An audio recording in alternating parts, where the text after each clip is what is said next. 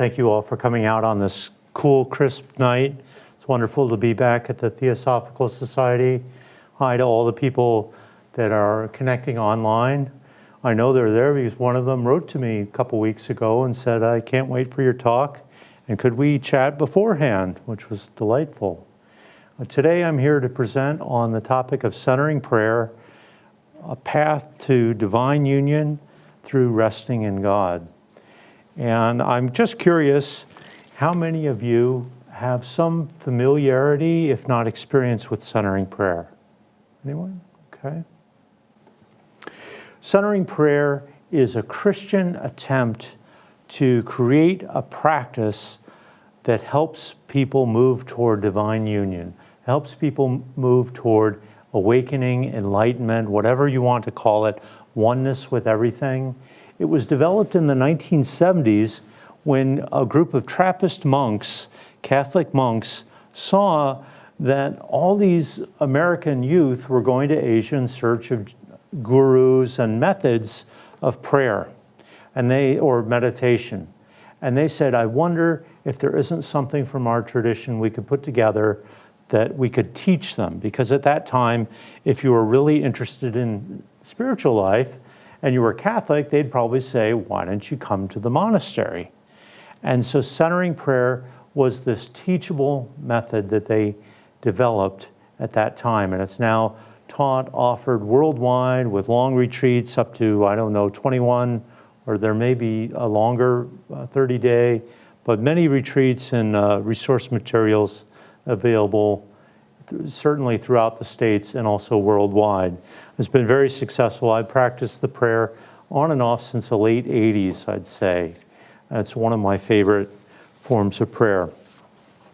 So before I dive into what it is, I'm going to deconstruct the whole evening by telling you why you shouldn't be that excited to pick up centering prayer. And then so for me, this is a very intimate topic, a very precious topic, because it's about the intimate communion with the divine reality. I'll use some Christian language, some kind of pan-spiritual language, but I find myself falling into Christian language here because it's primarily taught in a Christian framework, although it doesn't have to be. It's a path to intimate union with God, Spirit, all that is, including us. For me, this makes it very intimate. As I engage with this topic, I'm engaging that connection to that reality within myself. I'm engaging my history of struggles and mountaintop experiences and visits with despair and frustration. I'm visiting all of that. In my 55 years, I've practiced church attending, hymn singing, communal recitation of prayers. I've marveled at spirit and nature, music, sex, science, literature, to name a few. But part of me is wanting to say, this is really it. Gang, this is it. Let me, make your check out, and I have a surefire path to enlightenment here for you. Just put your down payment and make the checks out. That's Bill Epperly. Guaranteed. It's the path. It's the perfect path for everyone. I want to say that of all the practices I've done, Korean Zen, freestyle, contemplative, New Age, this is the best. And I do believe it's a powerfully transforming practice. Very early in 2000, I went on a 10-day retreat in Snowmass, Colorado with Thomas Keating, one of the developers of the prayer. The next year, it was so impactful for me. The next year, I went on their first ever 21-day silent retreat in New York, and Father Thomas was there again, as well as two of the other main developers and teachers of the prayer, Carl Arico and David Furnett. Incredible experiences. The next year, I went to a 10-day in Conyers, Georgia with Basil Pennington, another of the three Trappist monks who helped develop the prayer. And so I feel very steeped in this prayer, and it has really radically changed my life in a profound, deep way. But, and here's the but, it's a practice. It's a means to an end. And sometimes we get really attached to the means. And forget that we're already connected. We're already at one. We're already fully realized. From one standpoint, it's there. We just have to claim it. We just have to drop into it. And that's why I'm saying this whole thing about, I'm not here to absolutely sell you on centering prayer. Our union's already established, and so as Brother David Steindl-Rast said to me one time, so these are all Catholic monks I'm citing here. I do have, as he said to me one time, God doesn't really want our prayers, He wants us. You see, and so we could use a practice as a defense against the intimacy, the greater intimacy that's calling. If you can imagine, for example, being in intimate embrace with the living God, with Spirit, God, Goddess, however you conceive of that, in intimate embrace, when at that very moment you received a text message alerting you to this evening's presentation, and you turned to your beloved and said, I'm going to be right back. I'm going to go to this talk about how to achieve what we're experiencing right now, right? That's, in a sense, what we might be doing when we practice. And yet, so many of us are so alienated from our true self. We see glimpses, but we don't know really which way to go. And so for that reason, I am here, and I am here to say, I think I found a really beautiful practice for you that can deeply transform your lives, even bring you to divine union with God. So, and with all that, now I get to go to the second slide.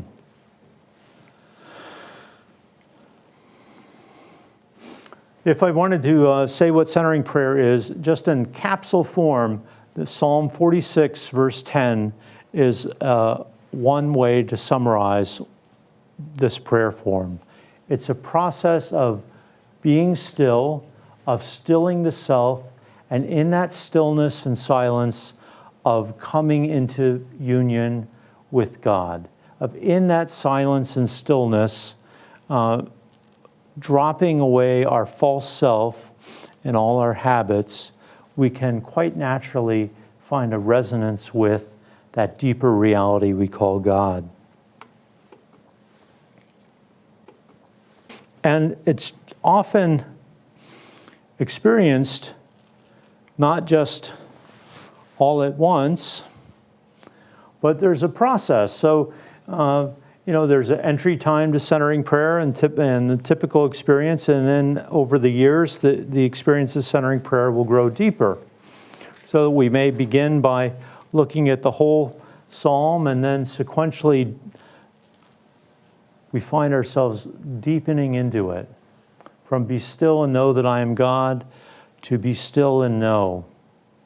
From be still and know to just the simplicity of being still, and finally the simplicity of just being in pure being, beyond the reach of words, thoughts, not using words and thoughts to go to God. That's another prayer form, a very valid prayer form.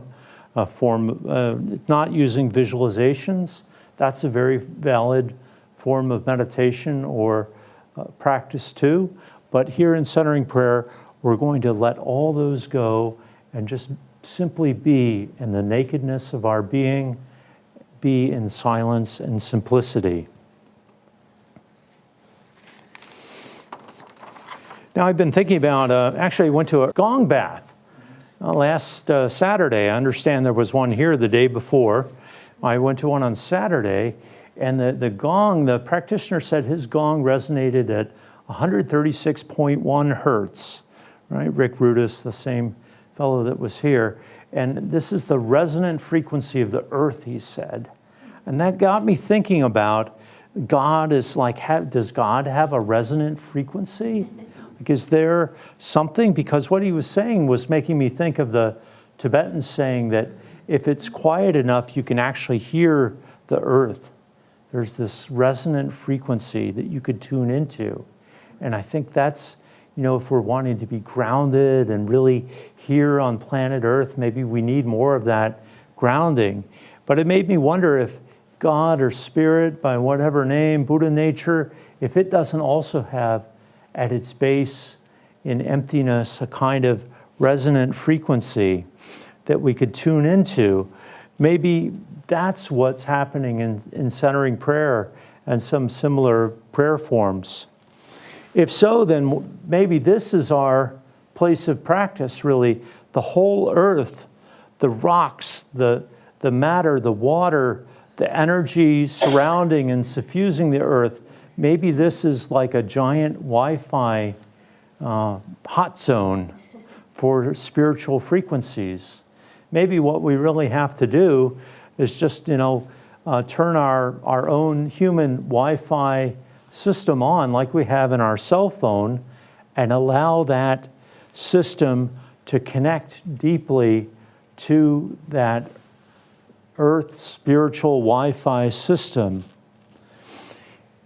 And to do that with all our background programs turned off or minimized so that you could receive all the updates and downloads that are available. If you haven't done this for a while, you might still be operating on version 2.4. And we're up to 11.71 now, actually, in the spiritual download series. And every time they do it, they change everything, and the name of God changes, and how you relate changes. So some of us are still in 2.4, and we're with the version of God that was rolled out in 1625. Which is really a shame. So I started to think about, with this earth gong, maybe the earth is actually like a giant spiritual field in which we can have our practice lives. But then I remembered that astronauts have been to the moon, and some of them had spiritual experiences there. So we know that this field, this Wi-Fi transmitter, must go at least to the moon, and maybe the entire cosmos, we don't know. The cosmos seems to have all originated from the same cosmic event.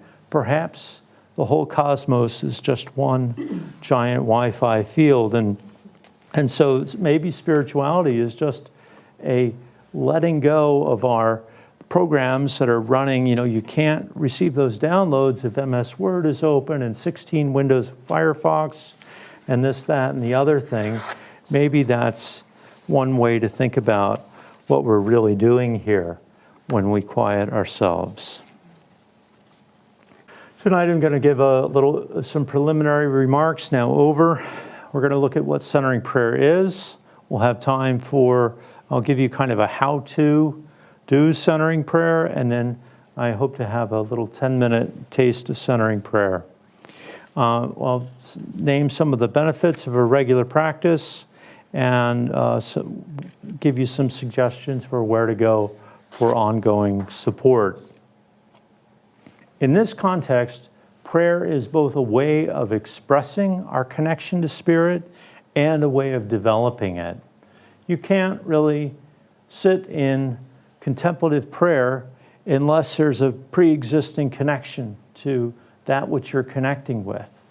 And so sitting down, we acknowledge it. God is in us. God is all around us. We're bathed in Spirit like a gong bath of energy. And we say yes to that. Many of us are very familiar with, a lot of the classic forms of prayer. The sad thing is that for some people, we abandoned our church life because this was all that was talked about. But it's let's say appropriate. Version 2.4 one, to have spoken vocal prayers and acts of service and other forms of active prayer. These are, in a traditional Christian sense, appropriate to earlier stages of the spiritual life.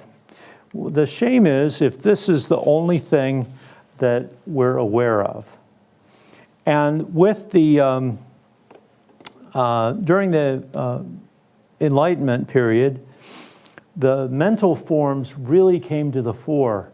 And within the church, the more intuitive, contemplative prayer life was demonized and marginalized. And what came to the fore were mental visualizations, forms of reflection, reading a passage and reflecting on it, thinking about what it might mean for one, which are all great forms of prayer or communion with God, but none of them have the depth of centering prayer or other contemplative forms. If we think about prayer developmentally, oh my goodness. Okay, that's better. You could think about it as, so here on the left are stages of prayer, and I'm using the Christian metaphor of relationship, of prayer being a way to relate to the ultimate mystery, to God. And we could imagine, and then on the right, there are corresponding types or forms that you might employ as your level of prayer deepens. So you might think about it as similar to meeting a new person. And first you kind of hear about them, you see their flyer, you go to their talk, you listen to them, and then you might say hi and shake their hand, and that's about it. So that's your acquaintanceship.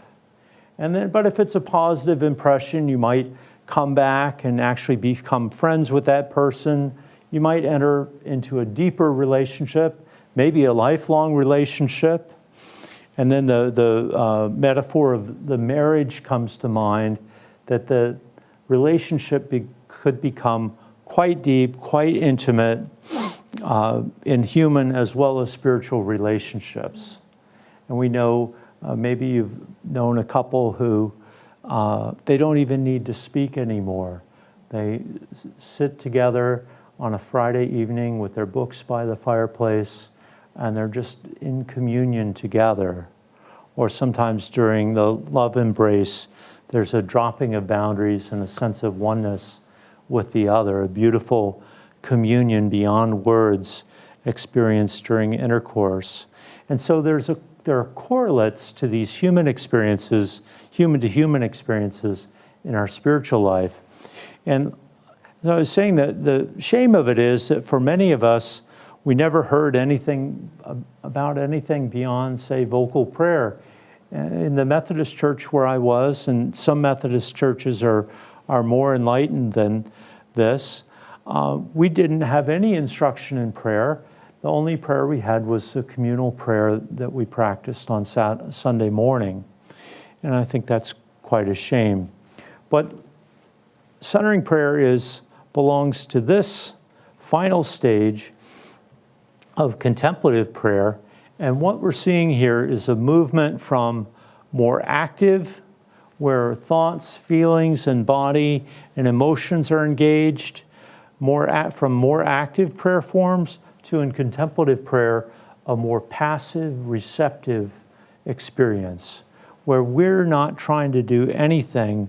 We're in self-surrender, just saying, I'm here, transform me. Saying that to the God within, to whatever God, wherever the location is, transform me, I'm available. Centering prayer is a path to contemplative prayer. There are no guarantees that an individual will be able to move into this easy, intimate communion with God, but centering prayer is a good way, centering prayer is a good way to put yourself in the right position to move in that direction. As I said earlier, it was developed in the 70s by these three Trappist monks, Father Thomas Keating, William Menninger, and Basil Pennington, based on some of the classic texts of the Christian tradition, principally the Cloud of Unknowing, which is a wonderful text. I saw a couple copies in the library downstairs when I was looking around before the talk began tonight. And as I said, they wanted to develop a method they could teach. The other central inspiration for centering prayer is Jesus' words on prayer found in Matthew in the Sermon on the Mount. When you pray, go to your inner room, close the door, and pray in secret. And so this very much symbolizes the attitude we take in centering prayer of going into our interior inward space and letting go of our concerns and responsibilities about the outer world.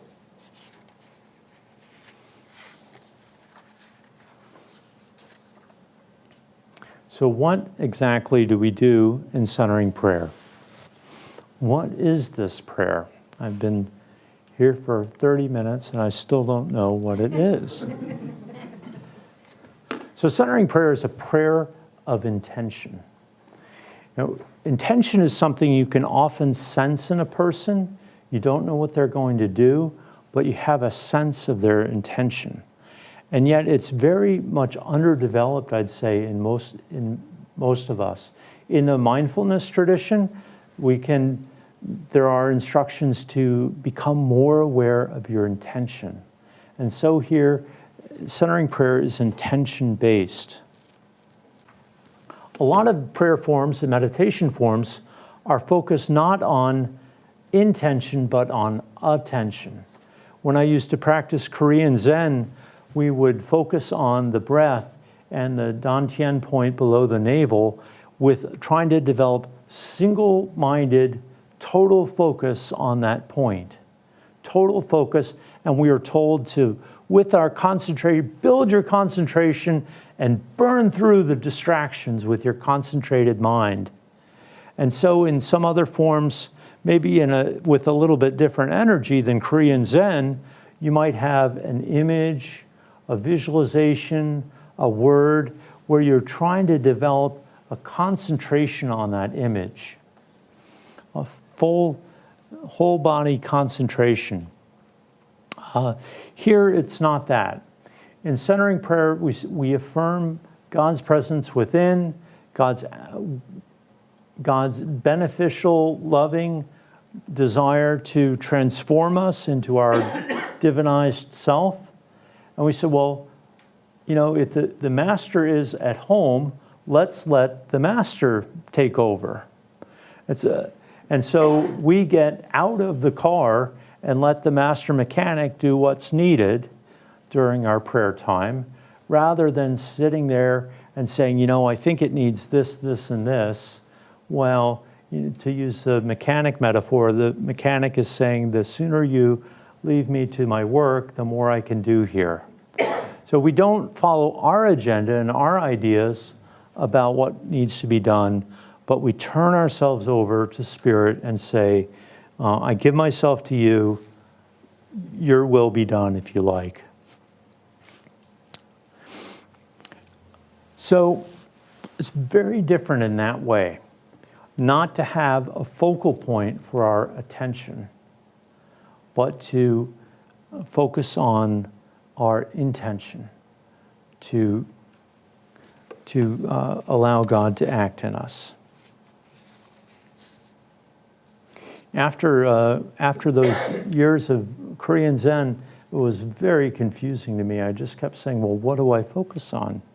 What do I focus on? I was so used to having a focal point, and it's just a different type of prayer. And it's much more gentle with yourself in allowing what's in you to come up and be seen, versus this, my experience of Korean Zen was we were always trying to bash ourselves down and transcend and burn through whatever was coming up. And in centering prayer, we don't throw a party for our distracting thoughts, but we have more of a friendly relationship with them, more embracing of our brokenness and our humanness, I would say. Well, I'm going to get in trouble with the Zen people now. That's okay. Centering prayer is an embodied prayer form. I was at I teach a lot, and when I was last at Infinity Foundation, there were some folks there that were telling me about their prayer, their meditation lives, that they would go in through their third eye and then go to this beautiful ascended place. And when we did some embodying practices, they found it very painful. They didn't want to be in their body. They wanted to be up in the beautiful ascended heavenly places. A centering prayer actually is an invitation to transcend yourself through dropping into that which you truly are and finding God there, finding Spirit there, right in the middle of your own brokenness and foibles and hang-ups and quirks. You don't have to perfect yourself, but giving all of that a compassionate embrace actually allows for the transformation and healing of all the human brokenness.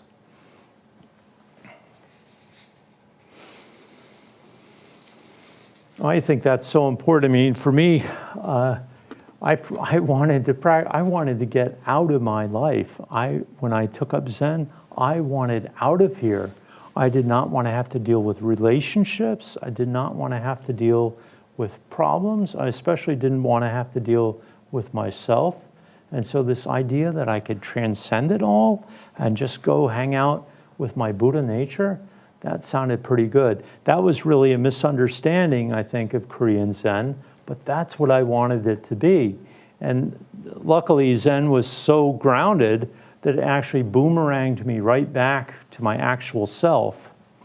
But I think centering prayer just has a more embodied starting point. We just start with ourselves and we find Spirit right here in us as we are.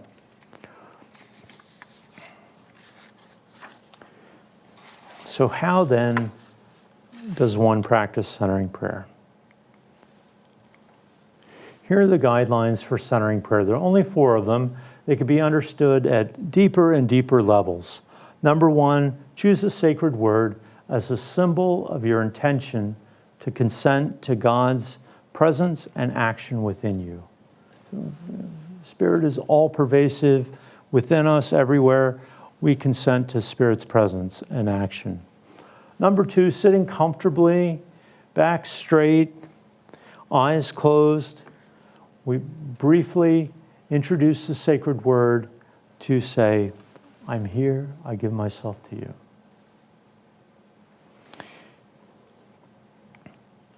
Number 3, when you find yourself engaged with thoughts, you return to your intention, remind yourself of your intention by returning ever so gently to the sacred word. None of this like, oh, I must get back to my concentration point. No, just gently, okay, gently coming back. I'll say more about what it is to be engaged with thoughts in a moment. And then very likely, not necessarily, but very likely, you might experience a state change. You might be in a slightly altered state at the end of your prayer time. So the 4th guideline is to give yourself a couple minutes before going back into active life to let the effects of the prayer soak into you and integrate with you. Because of course, ultimately, the goal, here I'll get goal-oriented, is to be in God's presence all the time, 24/7. Divine union, always sensing the presence of the divine at every moment. And that starts, in fits and starts. You might have a moment, a God moment during your prayer, and then nothing, and then it dissipates and you're back in the desert. But it will begin to infiltrate and filter in and integrate into the rest of your life with time. So what about these, the guidelines?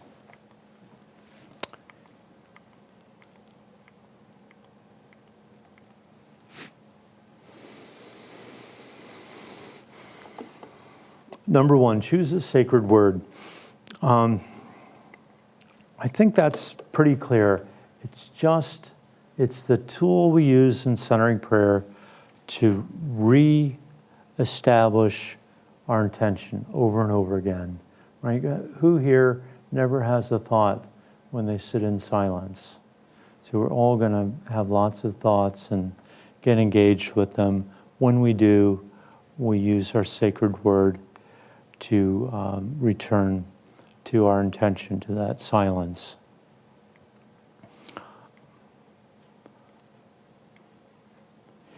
When we have our moment of centering prayer here in a minute, I will I'll invite you to choose a sacred word for that period of time. Generally, the cloud of unknowing suggests a 1 or 2 syllable word, simple word, be any word that works for you. This is not a magic word. It's not the power of the prayer is not in the choice of word. It doesn't have to be given to you by someone empowered to do that. It's just a tool for reaffirming your consent. So there are a few examples: Jesus, Abba, Buddha, Allah, yes, peace, whatever would work for you. Guideline 2, we want to sit comfortably. As Thomas Merton said very eloquently somewhere, I've sat in a lot of different positions, but the one that really works for me, paraphrasing, is to sit in a chair. So I can sit with greater comfort for longer in the presence of God. So if full lotus works for you, that's awesome. If it doesn't, a chair is certified, possible to get you the whole way. Sitting comfortably, eyes closed, we're letting go of our external commitments and focusing inwardly. The back straight, but not tight. We don't want to be tight. We don't want to be sloppy. We want to be just between those two. And silently speaking the sacred word to introduce it.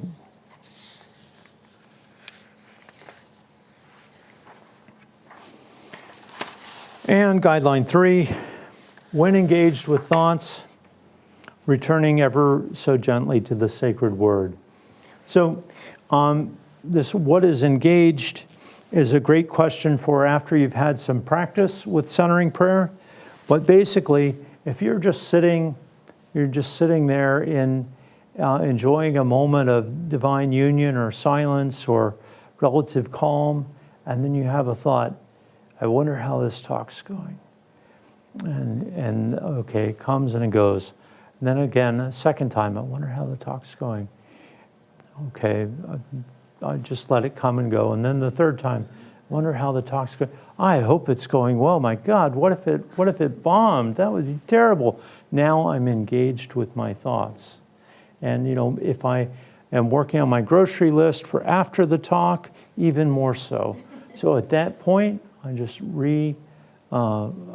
restate my intention by introducing the sacred word again.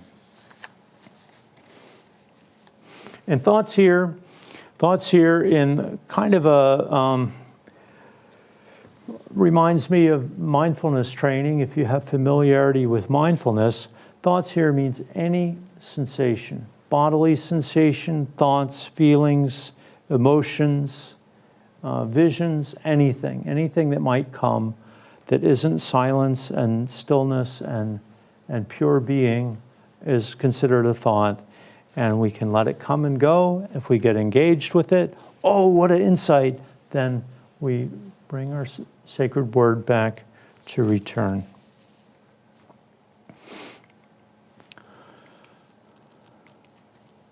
Thoughts are a sign of a healthy brain and nervous system. So, not to be too goal-oriented about getting to a blank mind. If that comes, that's great, but it's necessarily not going to happen, or certainly not going to happen all the time. So I think I could say something about this, but I already have. I think it might be a good time just to take a minute or 10 minutes or 5 minutes and have a little mini centering prayer time. Before we do that, are there any questions you want to, any quick questions? All right. So we'll do that. And we'll begin. I ask you to sit comfortably in your chair with your back pretty straight, not tight. Take a couple breaths, get yourself established. Close your eyes, bring your focus somewhat inward. And the first thing we're going to do is just have a few moments in silence and ask for an idea for a sacred word, just for this period of centering prayer. And, just to ask and take whatever the first thing comes and just agree to stick to it for this period.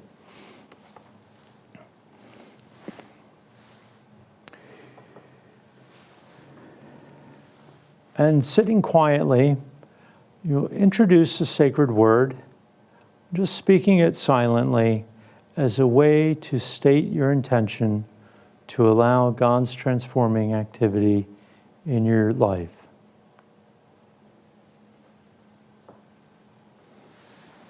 And we'll sit for 5 or so minutes.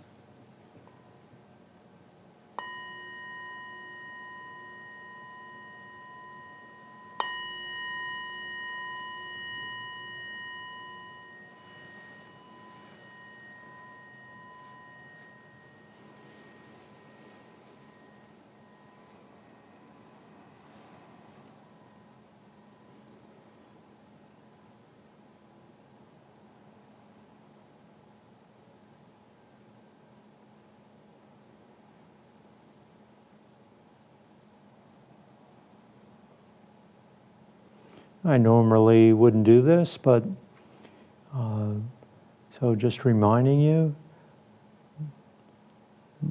letting your breath be wholly natural as it wishes to be, just sitting in silence with that intention to consent to God's presence and transforming action.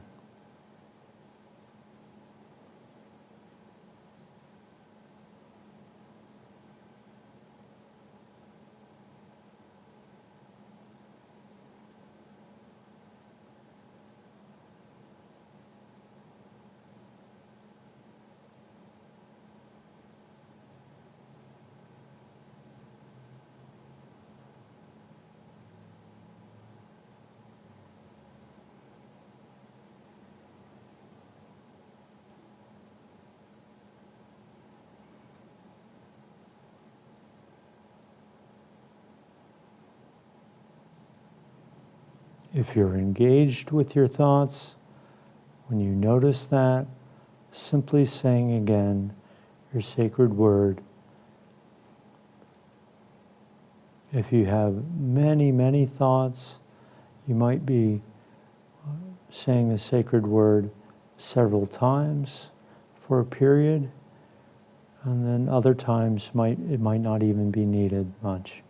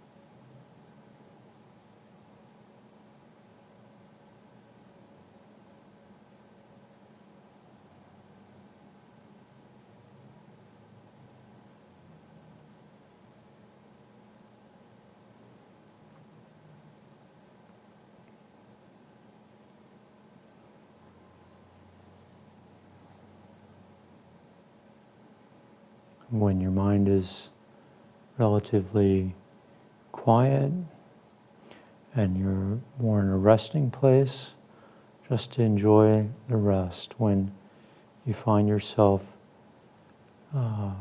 analyzing your experience or thinking about things, just reintroducing the sacred word, renewing your intention.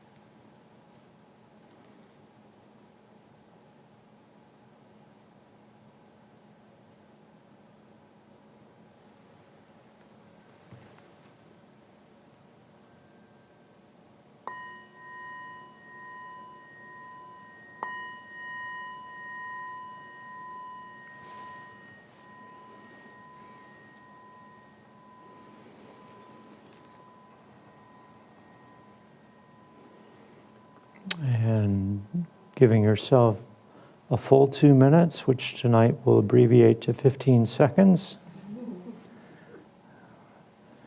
Because we're all spiritual adepts in the room here. And coming back to your waking consciousness, that was 5 minutes. So I have a little bit more I want to say, but I would like to field any questions, if there are questions at this point. So I was just wondering if it would be more advisable to perhaps chant your sacred word, or is it better to just kind of bring yourself back and then let yourself, if you wander again, keep bringing yourself back? Or is it also a good idea that you can sort of keep chanting until you sort of get to that place of... I haven't ever heard that question asked. That's a great question.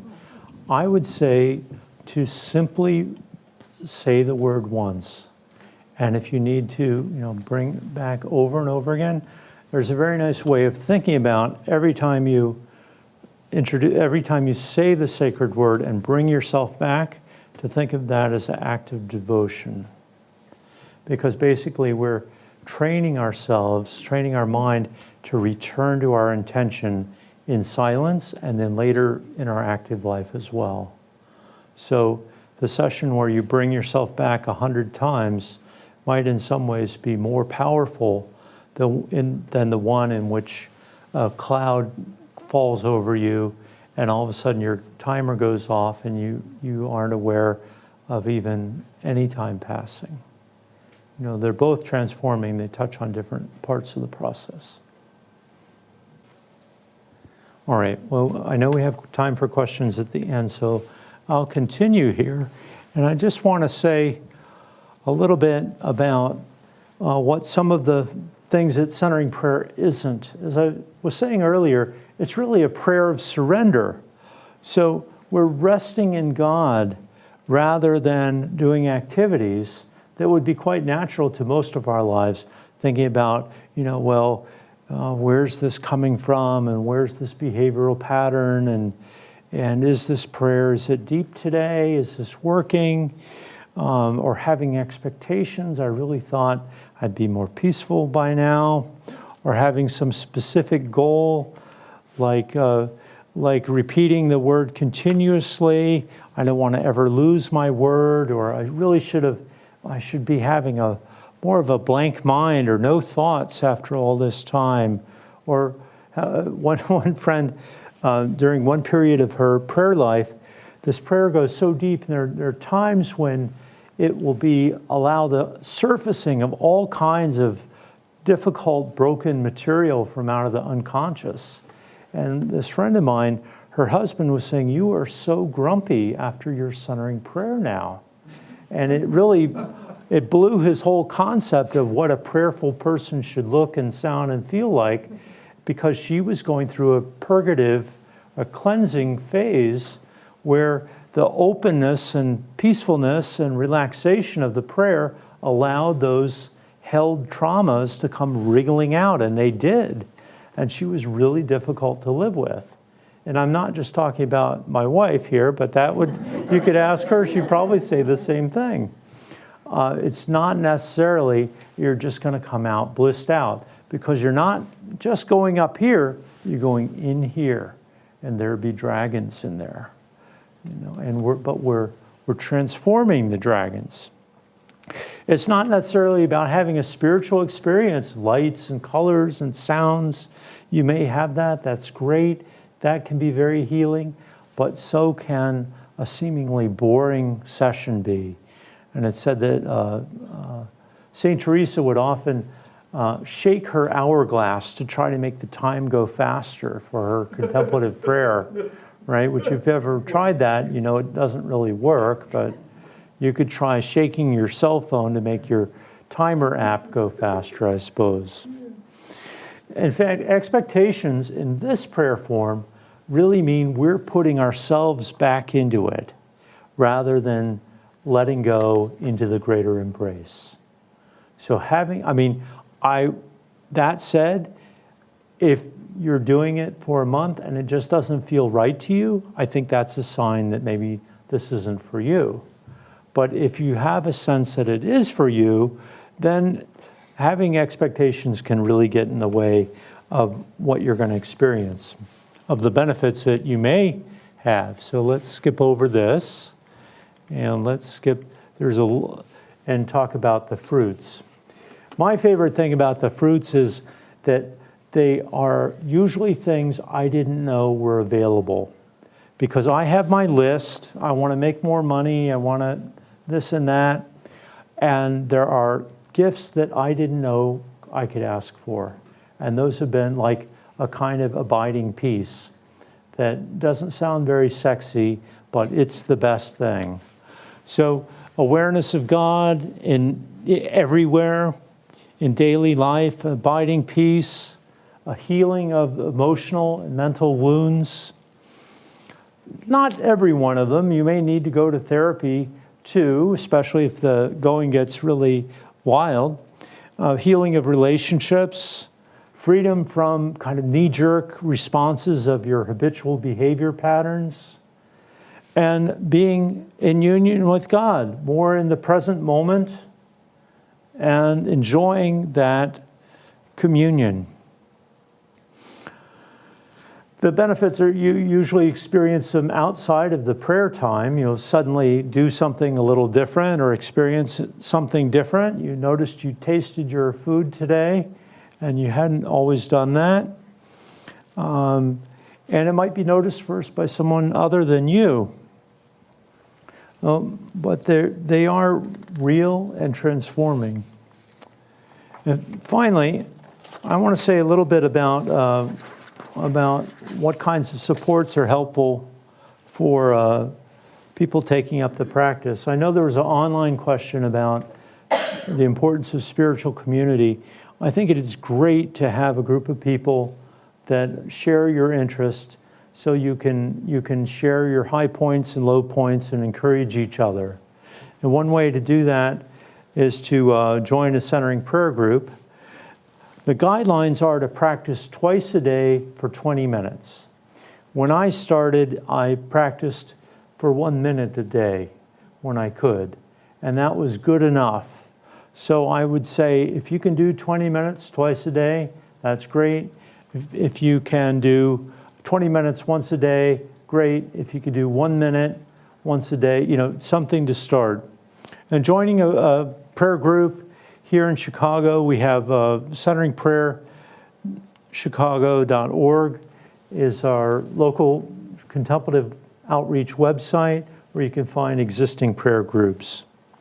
And then, of course, attend retreats when you can for ongoing support and deepening. I said that a 10-day retreat will deepen your practice more than just a year of daily sitting. Other things you can do, be attentive to spirit in your daily life, and just start to notice where it's showing up as you practice. Most people feel a shift. And there are lots of good books. Thomas Keating's classic book, Open Mind, Open Heart, is the one that Contemplative Outreach singles out. There are lots of great books by contemporary contemplative masters. Contemplative Outreach, either through the Chicago group, or you can go right to their main site, has excellent videos and other materials. And then it's often helpful also just to find someone, a spiritual director or a wise companion that knows the territory and can guide you through that process.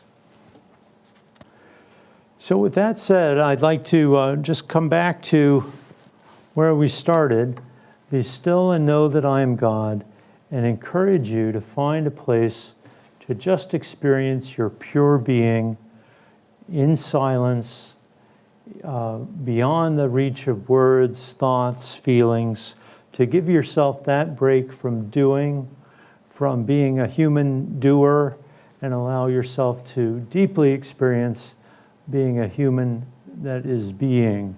Maybe even being in such a deep way that you find that resonance with the great resonant base of all life, and find that refreshment, that bliss, that enjoyment, and the healing that's available there. I want to thank you all for your attention, and if you have questions, I'd love to answer them. Me again. So when you mentioned sitting comfortably, eyes closed, and then settle briefly, and then silently introduce the sacred word, for instance, in yogic meditation, in order to sort of settle, we start to go inward and focus on breath. Mm-hmm. So I was wondering if there was another sort of technique for this, where is there like go to the heart center to kind of go within and settle, or is there any sort of directive on that? What I left out is a very Christian thing, to begin with a scripture reading and possibly a prayer, to kind of establish yourself in that frame of mind. So I think an introductory ritual is very nice. For some people, I like to light a candle and burn a small stick of incense. So that's my habit. And I think something like that's very nice. Mm-hmm. Yes? Can I get you the microphone, please? As I think I said to you, this was my first time even trying anything like this at all, but I kind of dozed off a little bit. But I do feel like maybe I came back a little bit. Obviously, you must have to find the proper times to try to do this. So, proper time is important. For some people, first thing in the morning. Other people prefer last thing in the day, although for some it's too energizing, and they might not be able to fall asleep afterwards. It sounds like you need to sleep more. well, how about when I wake up in the middle of the night? Would that be a good time to do it? It might be, although for some, as I said, for some people, it's very energizing, and you might find, so much is released that you wouldn't be able to sleep afterwards. But you could, just try.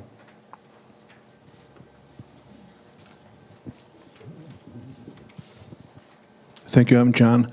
And my question is, what's the difference between centering prayer and meditation?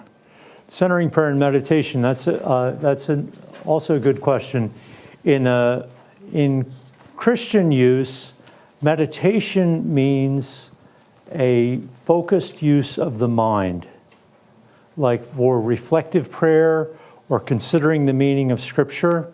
That's what meditation means in the Christian tradition. And this is more like Eastern meditation, Eastern objectless meditation. And if I add a meditation that isn't focused on attention, but one that's focused on intention. So I would say it's probably more like mindfulness meditation. And it's interesting, when I'm going inward, if I'm looking to secure my inner world, I'll find insecurities. You see what I'm saying, or no? And so So I realized that while I'm in there, I'm not responsible for securing my inner world. My inner world is already secure. And it's actually eye-opening doing this, when I did this practice. And have you ever heard of the Holy Spirit being a rebellious force? And how is that connected to centering prayer? Well, I would want to hear a little bit more about what you mean by that, but I'll just say that if there's a lot going on inside us, when we sit down to be silent, it's all going to come up. I used to teach college, and if some student had my goat about something, I would immediately, that anger, frustration, whatever it was, would come into my consciousness. And for maybe the first 5 minutes, it would be Tanya, Tanya, Tanya. I can't believe she didn't turn the paper in, or whatever it was that had gotten me going.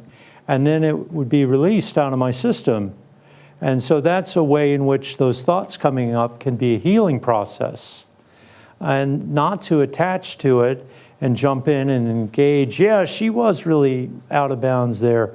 But to just let the thoughts percolate up, bubble over, and then hopefully release out of your system and be gone. I kind of want to make sure I'm understanding things right or on the right track. So like you talked about this form being embodied. And so I see, from my perspective, that's like there's sort of a point of awareness within myself, my physical incarnation here. That's correct? Close? In terms of like a focal point? Well, yeah, well, all right, so that's the thing. So, like, I mean, my experience of it, doing it tonight anyway, is that, you know, when I hear the word centering and you talk about embodied, that I'm taking that as that there is this point of awareness within myself as a, you know, the point of, I don't know, consciousness, awareness, whatever. But it also felt like it touched on like an absorption practice. I can't remember if that's samadhi. But so I'm just, right at this level, I'm sort of just asking if I'm completely off track here, or that's kind of... Yeah, well, in terms of a focal point for the mind's attention, there generally is no guidance on having a focal point. Like in my Zen practice, I watch the abdomen, watch the rise and fall of the abdomen at the Dantian point below the navel, right? Like a hawk, unwavering for 7 days if possible, or for every day, during your sleep if possible. In centering prayer, there's no such guideline. Some people do follow their breath in centering prayer, and that's what we cover in the 3-day workshop, the use of sacred breath instead of the sacred word. Some people just need to have some focal point to work with. But I would say if you do have a focal point, to hold it gently. And yes, if you have practiced meditations and have samadhis or experience of feeling absorbed in the subtle energies, those are going to happen here too. And a Christian would say that's, you know, God's presence coming down around you or expanding out of you.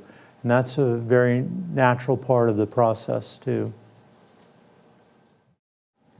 Could you talk a little bit about centering prayer's perspective on an individual experience versus a collective prayer experience? I mean, because I've heard a lot about it being a prayer of intention and inner transformation and inner knowing, but at the same time we've kind of done it as a group of folks. And is there ever kind of a power of collective prayer and a connectedness within the other people that are experiencing it beyond just the prayer of an individual or a set of individuals themselves? Yes, good question. I mean, one of the great reasons to sit with the group is that it helps with your motivation. It helps, you know, if you all agreed you're not going to move for 20 minutes, then there's a subtle peer pressure. But beyond that, there is. But beyond that, there's a shared energy. And so the energy of the group can definitely deepen the experience for the individual practitioners, for the individuals in the group. That's another way that I think it's very valuable. Plus, we're social beings. I think things that we do alone in our home, or if we go into our inner room and close the door, that's good. And there's a unique quality to that kind of hermit practice that is also very special, where you can do exactly what you want to do, and you're not going to upset anyone else, and you can do body prayer, and the group isn't going to wonder what's going on. So they both have places. They both have unique qualities that I think are worth cultivating. You were saying that centering prayer is kind of a doorway into contemplative prayer. So what I would ask is, how do you distinguish centering prayer from contemplative prayer? And, yeah. Yeah. Centering prayer is a particular method that can take you into a state of prayer known as contemplative prayer, which is this deep resting in God beyond thoughts and words and concepts. And some people just spontaneously fall into moments of contemplative prayer, watching a beautiful sunset, reading inspired literature. Centering prayer is a way to accelerate and make it more likely that you will find your way to that type of deeper prayer.